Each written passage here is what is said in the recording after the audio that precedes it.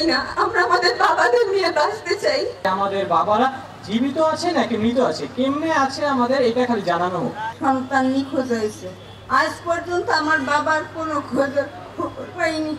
তোমাকে দেখি না, আমার যখন 3 বছর ছিল তখন তুমি চলে গেছো, আজ আমার 15 বছর, আমি এখনো তোমাকে পাইনি, আমি এখনো তোমার সেই মুখটা দেখতে পারিনি। আমি তো তোমাকে দেখতে চাই। আমি আমার বাবা সহ আমার সকল চাচুকে ফেরত চাই। তারেক রহমান চাচু তাদের ফিরিয়ে এনে দিক, নয়তো তাদের সাথে কি হয়েছে, কারা করেছে সেটার বিচার করুক, আর কারা করেছে তাদের কঠোর শাস্তি দেয়। আমি চাইবো না আমি সহ আমার আরো সকল ভাই বোনদের মতো নতুন কোনো ছেলে বা মেয়ে তার বাবার ছবিটা নিয়ে রাস্তায় ঘুরুক। যেই বয়সে তার বাবার হাতটা ধরে পুরো দুনিয়া দেখার কথা, সেই বয়সে তার বাবার ছবিটা হাতে ধরে আর কেউ সারা দুনিয়ায় তাদের বাবাদের না খুঁজুক। আমি সেটা চাইবো না, কারণ আমি জানি এটার বেদনা কতটা। আমি আর চাইবো না যে এই বেদনাটা আর অন্য কোনো শিশু পাক, অন্য কেউ তার বাবাকে নিয়ে কাঁদুক। আমি আর তো সেটা চাইবো না, কারণ আমি এই বেদনাটা 12টা বছর বয়ে আসছি। 12টা বছর শুধু দেখে এসেছি অন্যের বাবাদের হাত ধরে ছেলেমেয়েরা হাঁটছে। আমাদের তো সেই সুযোগটা হয়নি, আমরা তো বাবার হাতটা ধরতে পারিনি। বয়সটাই তো ছিল বাবার হাতটা ধরে হাঁটার, সেই বয়সটাই তো আমি পার করে চলে এসেছি। আমি আমার বাবাকে সেই বয়সেই পাইনি। আমি এখন আমার বাবাকে ফেরত চাই, আমার বাবাকে আমার কাছে ফিরিয়ে দেওয়া হোক। আমার আব্বুর নাম খালেদ হাসান সোহেল। আমার আব্বুকে 2013 সালের 28শে নভেম্বর ঢাকা কেন্দ্রীয় কারাগারের সামনে থেকে উঠে নিয়ে যাওয়া হয়। দীর্ঘ প্রায় 12 বছর পেরিয়ে কিছুদিন পরে এই নভেম্বর মাসে 13 বছর হয়ে যাবে। এতদিন যাবৎ আমি আমার বাবার কোনো খোঁজ খবর পাইনি। আমার বাবা সহ আরো অনেকে গুম আছে যাদের এখন পর্যন্ত কেউ কোনো বিচারের আয়তায় আনতে পারেনি। যারা আমার বাবাদেরকে গুম করেছে তাদের কোনো একটা বিচারের আয়তায় আমরা দেখতে চাই। যারা এটার সাথে জড়িত তাদেরকে আমরা একটা বিচারের আয়তায় এনে আমরা তাদের একটা মোকাবেলা করতে চাই।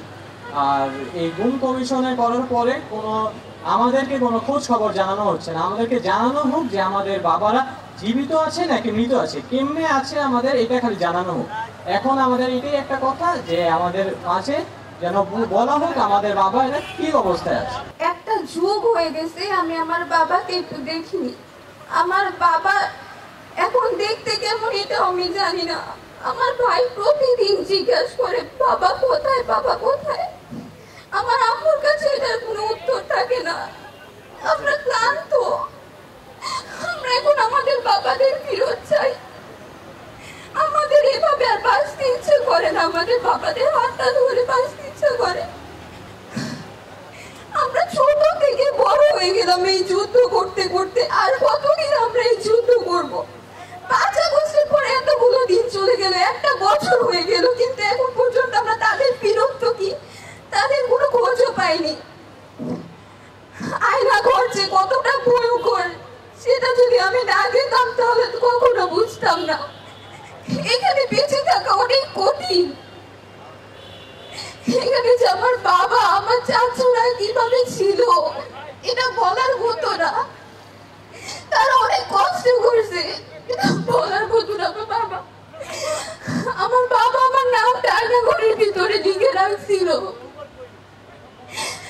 আমি জানি না আমার বাবা এখনো বেঁচে আছেও কিনা, কিন্তু আমি আমার বাবাকে ফিরত চাই। আমি আমার বাবাকে জড়িয়ে ধরতে চাই। আমি যখন অসুস্থ থাকি আমার তখন মন চায় আমার বাবার সাথে থাকতে, আমার বাবার হাতটা ধরতে, কিন্তু এটা এখন আমার জন্য স্বপ্ন। বাবার সাথে স্কুলে যাওয়া, বাবার সাথে সময় কাটানো, এগুলো আমার কাছে এখন একটা স্বপ্ন। আমি জানি না আমার এই স্বপ্নটা পূরণ হবেও কিনা। আমি শুধু আমার বাবাকে ফিরত চাই, আমার ভাই বাবার মুখ দেখতে চায়। আমরা এভাবে এই গুম শব্দ নিয়ে আর বাঁচতে চাই না, আমরা আমাদের বাবাদের নিয়ে বাঁচতে চাই। আমি হাসিনা বেগম, তেজগাঁও কলেজের সাধারণ সম্পাদক মোহাম্মদ তারিকুল ইসলাম জন্টুর মা। 13 সালের ডিসেম্বরের 6 তারিখ আমার আনুমানিক রাত 8টার সময় আমার সন্তান নিখোঁজ হয়েছে। আজ পর্যন্ত আমার বাবার কোনো খোঁজ পাইনি। আমি বর্তমান সরকারের কাছে বা বিএমপি সবার কাছে আমার আবেদন, আমি আমার সন্তানকে ফেরত চাই। আমি মরার আগে যেন আমার সন্তানের ডাক, মা ডাক্তার শুনে মরতে পারি, এইটুকু আমার পাওনা। আর আমার বিশেষ করিয়া এই বিএমপি দলের কাছে একটাই আবেদন, আমরা গুম পরিবারের যত মা আছেন, মায়েদের প্রতি তাদের একটু যত্নশীল, তাদের একটু খোঁজ খবর নিয়ে মায়েরা যেন অবহেলার পাত্র নয়। মা আর কতদিন বাঁচতে থাকবে, দলের কাছে এতটুকু আমার অনুরোধ। দল যেন মাদেরকে মূল্যায়ন করে, মায়েদেরকে স্মরণ করে, মাদেরকে যেন সবসময় মনে রাখে।